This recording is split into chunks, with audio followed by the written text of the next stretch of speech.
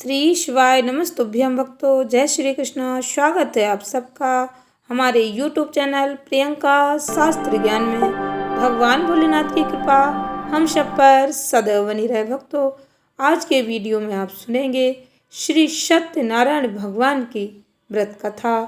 शरद पूर्णिमा के दिन भगवान लक्ष्मी नारायण की यह कथा सुनने मात्र से प्राणियों के जीवन में आ रहे संकट दूर होते हैं। भगवान श्री हरि विष्णु जी के श्री सत्य स्वरूप की यह कथा अत्यंत ही भक्तों के लिए शुभ फल प्रदान करने वाली है। शरद पूर्णिमा के दिन जो भक्त इस व्रत कथा को श्रवण करते हैं या फिर अपने घर में इसका पाठ करवाते हैं तो भगवान लक्ष्मी नारायण की कृपा उनके घर पर सदैव बनी रहती है। प्रसन्नचित्त होकर ध्यान से श्रवण करें। श्री सत्यनारायण व्रत कथा। प्रेम से बोले श्री सत्यनारायण भगवान की जय, लक्ष्मी नारायण भगवान की जय। भक्तों, शास्त्रों में वर्णन मिलता है सत्यनारायण व्रत कथा का पाठ करने सुनने से 1000 यज्ञ करने के बराबर पुण्य फल की प्राप्ति होती है। सत्यनारायण भगवान व्रत कथा में भगवान विष्णु जी के सत्य स्वरूप के बारे में बताया गया है। इस व्रत का पाठ करने से, इस व्रत कथा को सुनने मात्र से घर में सुख समृद्धि का वास हो जाता है। भगवान लक्ष्मी नारायण की कृपा अपने भक्तों पर सदैव बनी रहती है। भक्तों, सत्यनारायण व्रत कथा का पहला अध्याय। एक समय की बात है, नैमिषारण्य तीर्थ में शौनकादि 88,000 ऋषियों ने श्री सूत जी महाराज से पूछा, हे प्रभु, इस कलयुग में वेद विद्या रहित मनुष्यों को प्रभु भक्ति किस प्रकार मिल सकती है तथा उनका उद्धार कैसे होगा। हे मुनि श्रेष्ठ, कोई ऐसा तप बताइए जिससे थोड़े समय में ही पुण्य मिले और मन वांछित फल की प्राप्ति हो जाए। इस प्रकार की कथा सुनने की हम सब इच्छा रखते हैं। सर्वशास्त्रों के ज्ञाता सूत जी बोले, हे वैष्णवों में पूज्य, आप सभी ने प्राणियों के हित की बात पूछी है, इसलिए मैं एक ऐसे श्रेष्ठ व्रत को आप लोगों को बताऊंगा जिसे नारद जी ने लक्ष्मी नारायण जी से पूछा था और लक्ष्मीपति ने मुनि श्रेष्ठ नारद जी से कहा, आप सब इसे ध्यान से सुनिए। एक समय की बात है, योगीराज नारद जी दूसरों के हित की इच्छा के लिए अनेकों लोकों में घूमते हुए मृत्यु लोक में आ पहुँचे। यहाँ उन्होंने अनेक योनियों में जन्मे प्रायः सभी मनुष्यों को अपने कर्मों द्वारा अनेकों दुखों से पीड़ित देखा। उनका दुख देख नारद जी सोचने लगे कि कैसा यत्न किया जाए जिसे करने से निश्चित रूप से मानव के दुखों का अंत हो जाए। इसी विचार पर मनन करते हुए वह विष्णु लोक में गए। वहाँ वह देवों के इस नारायण की स्तुति करने लगे, जिनके हाथों में शंख चक्र गदा और पद्म थे, गले में वरमाला पहने हुए थे। स्तुति करते हुए नारद जी बोले, हे भगवान, आप अत्यंत शक्ति से संपन्न हैं। मन तथा वाणी भी आपको नहीं पा सकती। आपका आदि मध्य तथा अंत नहीं है। निर्गुण स्वरूप सृष्टि के कारण भक्तों के दुख को दूर करने वाले हैं।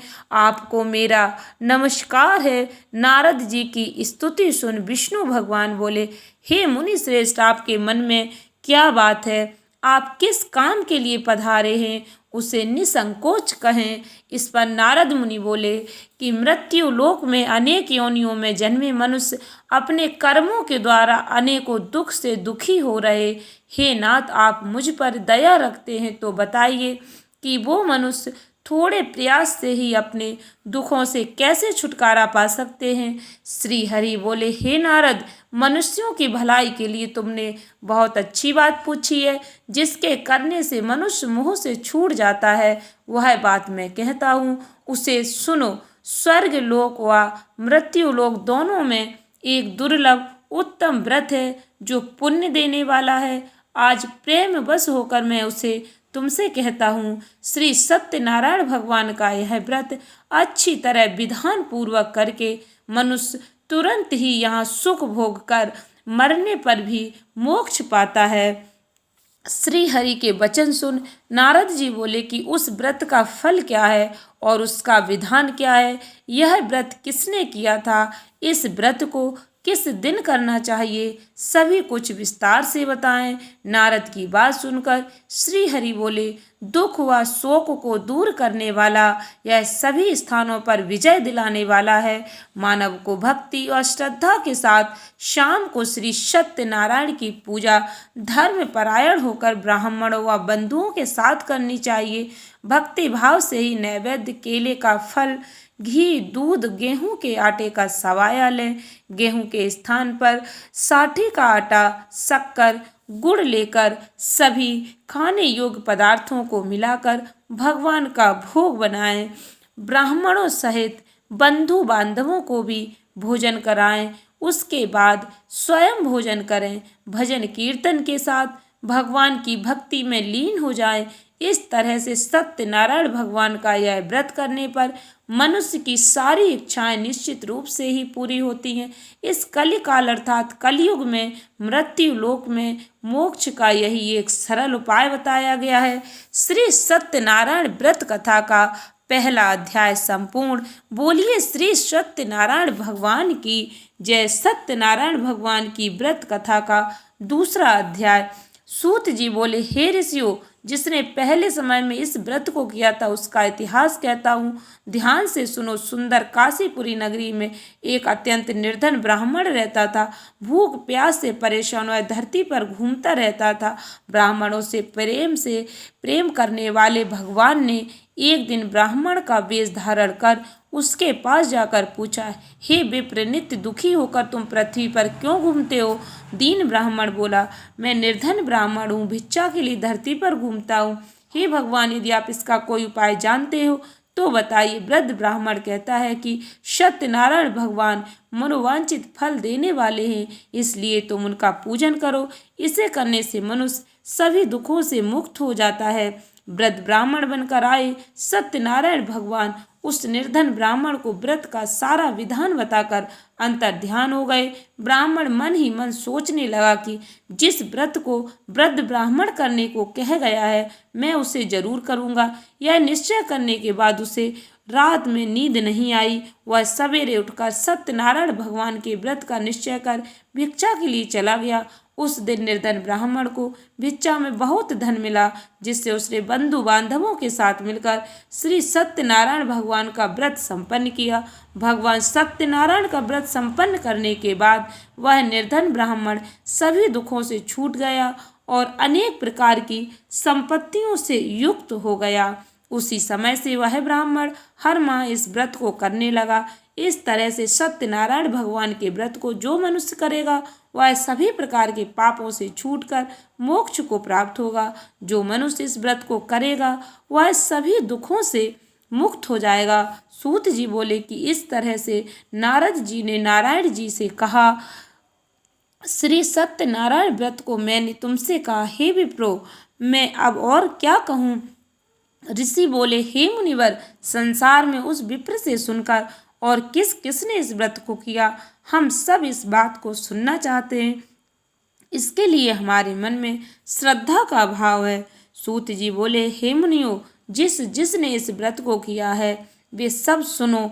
एक समय वही विप्र धन व ऐश्वर्य के अनुसार अपने बंधु बांधवों के साथ इस व्रत को करने को तैयार हुआ। उसी समय एक लकड़ी बेचने वाला बूढ़ा आदमी आया और लकड़ियां बाहर रखकर अंदर ब्राह्मण के घर में गया।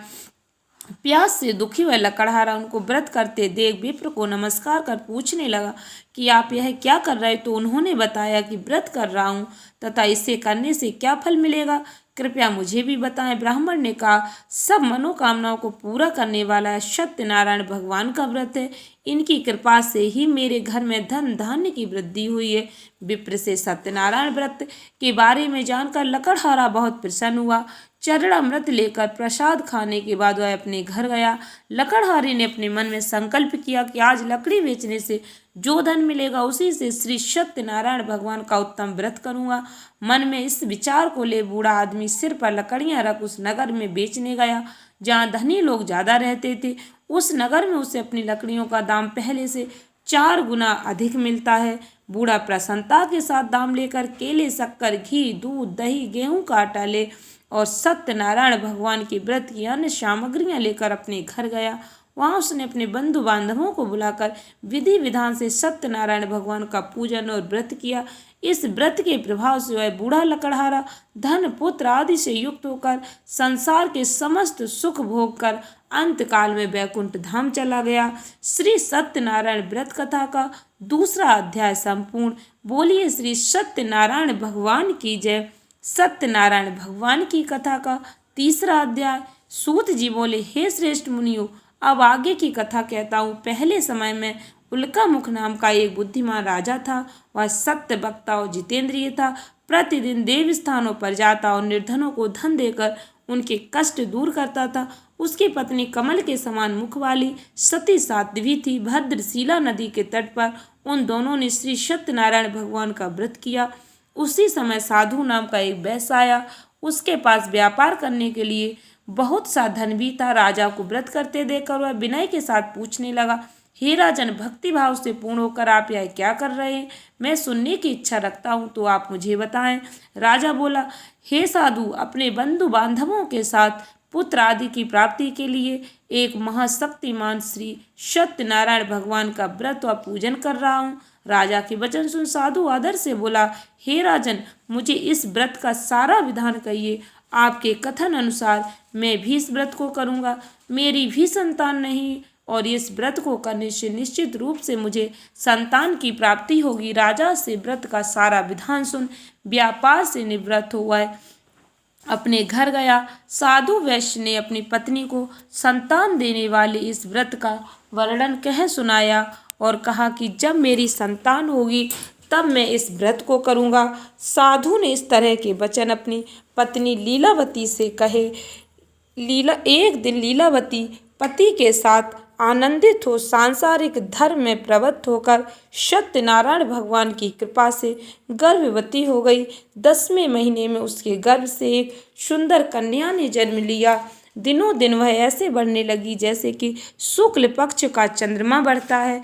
माता पिता ने अपनी कन्या का नाम कलावती रखा। एक दिन लीलावती ने मीठे शब्दों में अपने पति को याद दिलाया कि आपने सत्यनारायण भगवान के जिस व्रत को करने का संकल्प किया था उसे करने का समय आ गया है। आप इस व्रत को करिए। साधु बोला कि हे प्रिय, इस व्रत को मैं उसके विवाह पर करूँगा। इस प्रकार अपनी पत्नी को आश्वासन देकर वह नगर को चला गया। कलावती पिता के घर में रहकर वृद्धि को प्राप्त हुई, बड़ी हो गई। साधु ने एक बार नगर में अपनी कन्या को सखियों के साथ देखा तो तुरंत ही दूत को बुलाया और कहा कि मेरी कन्या के योग्य वर देख कर आओ। साधु की बात सुनकर दूत कंचन नगर में पहुंचा और वहां देखभाल कर लड़की के सुयोग बाड़िक पुत्र को ले आया। सुयोग्य लड़के को देख साधु ने बंधु बांधवों को बुलाकर अपनी पुत्री का विवाह कर दिया। लेकिन दुर्भाग्य की बात यह कि साधु ने अभी भी श्री सत्यनारायण भगवान का व्रत नहीं किया। इस पर श्री भगवान क्रोधित हो गए और श्राप दिया कि साधु को अत्यधिक दुख मिले। अपने कार्य में कुशल साधु बनिया जमाई को लेकर समुद्र के पास स्थित रत्नासारपुर नगर में गया। वहां जाकर दामाद ससुर दोनों मिलकर चंद्रकेतु राजा के नगर में व्यापार करने लगे। एक दिन भगवान सत्यनारायण की माया से एक चोर राजा का धन चुरा कर भाग रहा था। उसने राजा के सिपाहियों को अपना पीछा करते देख चुराया हुआ धन वहां रख दिया जहां साधु अपने जमाई के साथ ठहरा हुआ था। राजा के सिपाहियों ने साधु वैश्य के पास राजा का धन पड़ा देख तो वह ससुर जमाई दोनों को बांधकर प्रसन्नता से राजा के पास ले गए और कहा कि उन दोनों चोरों को हमने पकड़ लिया है, आप आगे की कार्रवाई की आज्ञा दें। राजा की आज्ञा से उन दोनों को कठिन कारावास में डाल दिया गया और उनका सारा धन भी उनसे छीन लिया गया। श्री सत्यनारायण भगवान से श्राप से साधु की पत्नी भी बहुत दुखी हुई। घर में जो धन रखा था उसे चोर चुरा ले गए। शारीरिक मानसिक पीड़ा, भूख प्यास से अति दुखी हो अन्य की चिंता में कलावती के ब्राह्मण के घर गई। वहां उसने श्री सत्यनारायण भगवान का व्रत होते देखा। फिर कथा भी सुनी। वह प्रसाद ग्रहण कर रात को घर वापस आई। माता के कलावती से पूछा कि हे पुत्री, अब तक तुम कहाँ थी, तेरे मन में क्या है। कलावती ने अपनी माता से कहा, हे माता, मैंने एक ब्राह्मण के घर में श्री सत्यनारायण भगवान का व्रत देखा है। कन्या के वचन सुन लीलावती भगवान के पूजन की तैयारी करने लगी।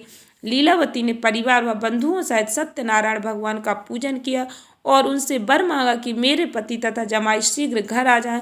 साथ ही यह भी प्रार्थना की कि हम सबका अपराध क्षमा करें। श्री सत्यनारायण भगवान इस व्रत से संतुष्ट हो गए और राजा चंद्रकेतु को सपने में दर्शन देखा कि हे राजन, तुम उन दोनों वैश्यों को छोड़ दो और तुमने उनका जो धन लिया उसे वापस कर दो। अगर ऐसा नहीं किया तो मैं तुम्हारा धन, राज, संतान सभी को नष्ट कर दूंगा। राजा को ऐसा कहकर अंतर ध्यान हो गए। प्रातःकाल सभा में राजा ने अपना सपना सुनाया। फिर बोले कि बड़े पुत्रों को कैद से मुक्त कर सभा में लाओ। दोनों ने आते ही राजा को प्रणाम किया। राजा मीठी वाणी में बोला, हे महानुभावो, भाग्यवश ऐसा कठिन दुख तुम्हें प्राप्त हुआ, लेकिन अब तुम्हें कोई भय नहीं है। ऐसा कह राजा ने उन दोनों को नए वस्त्र आभूषण भी पहनाए और जितना धन उनका लिया था उससे दुगना धन वापस कर दिया।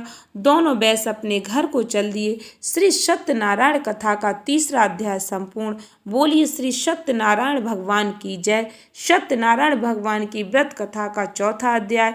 सूत जी बोले, वैश्य ने मंगलाचार कर अपनी यात्रा आरंभ की और अपने नगर की ओर चल दिए। उनके थोड़ी दूर जाने पर एक दंडी वेशधारी श्री सत्यनारायण ने उनसे पूछा, हे साधु, तेरी नाव में क्या है। अभिवाड़ी बड़े खस्ता हुआ बोला, हे दंडी, आप क्यों पूछते हो, क्या धन लेने की इच्छा है। मेरी नाव में तो बेल और पत्ते भरे हुए हैं। वैश्य के कठोर वचन सुन भगवान बोले, तुम्हारा वचन सत्य हो। दंडी ऐसे वचन के वहां से दूर चले गए। कुछ दूर जाकर समुद्र के किनारे बैठ गए। दंडी के जाने के बाद साधु वैश्य ने नित्य क्रिया के पश्चात नाव को ऊंची उठते देखकर अचंभा माना और नाव में बेल पत्ते आदि देखो वह मूर्छित हो जमीन पर गिर पड़ा। मूर्छा खुलने पर वह अत्यंत शोक में डूब गया। तब उसका दामाद बोला कि आप शोक न मनाएं, यह दंडी का शाप, इसलिए हमें उनकी शरण में जाना चाहिए, तभी हमारी मनोकामना पूरी होगी। दामाद की बात सुनकर वह दंडी के पास पहुंचा और अत्यंत भक्तिभाव से नमस्कार करके बोला, मैंने आपसे जो जो असत्य वचन कहे थे उनके लिए मुझे क्षमा कर दें। ऐसा कहकर महान शोक आतुर हो रोने लगा। तब दंडी भगवान बोले, हे बड़े पुत्र, मेरी आज्ञा से बार बार तुम्हें दुख प्राप्त हुआ है, तू मेरी पूजा से विमुख हुआ। साधु बोला, हे भगवान, आपकी माया से ब्रह्मा आदि देवता भी आपके रूप को नहीं जानते, तब मैं अज्ञानी कैसे जान सकता हूँ। आप प्रसन्न होइए और मुझ सामर्थ्य के अनुसार मैं आपकी पूजा करूँगा। मेरी रक्षा करो और पहले के समान नौका में धन भर दो। साधु वैश्य के भक्ति पूर्वक वचन सुनकर भगवान प्रसन्न हो गए और उसकी इच्छा अनुसार वरदान देकर अंतर ध्यान हो गए। ससुर जमाई जब नाव पर आए तो नाव धन से भरी हुई थी। फिर वहीं अपने अन्य साथियों के साथ सत्यनारायण भगवान का पूजन कर अपने नगर को चल दिए। जब नगर के नजदीक पहुंचे तो दूत को घर पर खबर करने के लिए भेज दिया। दूत साधु की पत्नी को प्रणाम कर कहता है कि मालिक अपने दामाद सहित नगर के निकट आ गए हैं। दूत की बात सुन साधु की पत्नी लीलावती ने बड़े हर्ष के साथ सत्यनारायण भगवान का पूजन कर अपनी पुत्री कलावती से कहा कि मैं अपने पति के दर्शन को जाती हूँ, तू कार्य पूर्ण कर शीघ्र आ जा। माता के ऐसे वचन सुन कलावती जल्दी में प्रसाद छोड़ अपने पति के पास चली गई। प्रसाद की अवज्ञा के कारण श्री सत्यनारायण भगवान रुष्ट हो गए और नाव सहित उसके पति को पानी में डुबो दिया। कलावती अपने पति को न पाकर रोती हुई जमीन पर गिर गई। नौका को डूबा हुआ देख वह कन्या को रोता देख साधु दुखी होकर बोला कि हे प्रभु, मुझसे तथा मेरे परिवार से जो भूल हुई उसे क्षमा करें। साधु के दीन वचन सुनकर श्री सत्यनारायण भगवान प्रसन्न हो गए और आकाशवाणी, हे साधु, तेरी कन्या मेरे प्रसाद को छोड़कर आई, इसलिए उसका पति अदृश्य हो गया। यदि वह घर जाकर प्रसाद खाकर लौटती है तो इसे उसका पति अवश्य मिलेगा। ऐसी आकाशवाणी सुन कलावती घर पहुंचकर प्रसाद खाती है और फिर आकर अपने पति के दर्शन करती है। उसके बाद साधु अपने बंधु बांधवों सहित श्री सत्यनारायण भगवान का विधि विधान से पूजन करते, इस लोक का सुख भोग अंत में स्वर्ग को प्राप्त होते हैं। श्री सत्यनारायण व्रत कथा का चौथा अध्याय संपूर्ण। बोलिए श्री सत्यनारायण भगवान की जय। सत्यनारायण भगवान की व्रत कथा का पांचवा अध्याय। सूत जी बोले, हे ऋषियों, मैं और भी एक कथा सुनाता हूँ, इसे भी ध्यान पूर्वक सुनो। प्रजा पालन में लीन तुंग ध्वज नाम का एक राजा था। उसने भी भगवान का प्रसाद त्याग कर बहुत ही दुख प्राप्त किया। एक बार वन में जाकर वन पशुओं को मार कर आए, बड़ के पेड़ के नीचे आया और उसने ग्वालों को भक्ति भाव से अपने बंधुओं सहित सत्यनारायण भगवान का पूजन करते देखा। अभिमान बस राजा ने उन्हें देखकर भी पूजा स्थान में नहीं गया और न ही उसने भगवान को नमस्कार किया। ग्वालों ने राजा को प्रसाद दिया, लेकिन उसने वह प्रसाद नहीं खाया और प्रसाद को वहीं छोड़वाए अपने नगर को चला गया। जब वह नगर में पहुंचा तो वह सब कुछ तहस नहस हुआ पाया, तो वह शीघ्र ही समझ गया कि यह सब भगवान ने ही किया। दोबारा ग्वालों के पास पहुंचा और विधि पूर्वक पूजा करके प्रसाद खाया तो श्री सत्यनारायण भगवान की कृपा से सब कुछ पहले जैसा हो गया। दीर्घ काल तक सुख भोगने के बाद मरणोपरांत उसे स्वर्ग लोक की प्राप्ति हुई। जो मनुष्य परम दुर्लभ इस व्रत को करेगा तो भगवान सत्यनारायण की अनुकंपा उसे धन से परिपूर्ण कर देगी। निर्धन धनी हो जाता है, भय मुक्त हो जीवन जीता है, संतानहीन मनुष्य को संतान सुख मिलता है और उसके सारे मनोरथ पूर्ण होने पर वह मानव अंत काल में बैकुंठ धाम को जाता है। सूत जी बोले, जिन्होंने पहले इस व्रत को किया है अब उनके दूसरे जन्म की कथा कहता हूँ। वृद्ध सतानंद ब्राह्मण ने सुदामा का जन्म लेकर मोक्ष की प्राप्ति की। लकड़हारे ने अगले जन्म में निषाद बनकर मोक्ष प्राप्त किया। उल्का मुख नाम का राजा दशरथ होकर बैकुंठ को प्राप्त हुए। साधु नाम के वैश्य ने मोरध्वज ध्वज बनकर अपने पुत्र को आरे से चीरकर मोक्ष प्राप्त किया। महाराज तुंग ध्वज ने स्वयंभू होकर भगवान में भक्ति युक्त होकर कर्म कर मोक्ष पाया। श्री सत्यनारायण व्रत कथा का 5वां अध्याय संपूर्ण। बोलो श्री सत्यनारायण भगवान की जय। भक्तों, सत्यनारायण व्रत कथा सभी भक्तों को अवश्य सुननी चाहिए। आशा करती हूँ वीडियो अच्छी लगी होगी, उपयोगी लगी हो तो सत्यनारायण व्रत कथा अधिक से अधिक मित्रों को शेयर करें। धन्यवाद भक्तों। श्री शिवाय नमस्तुभ्यम।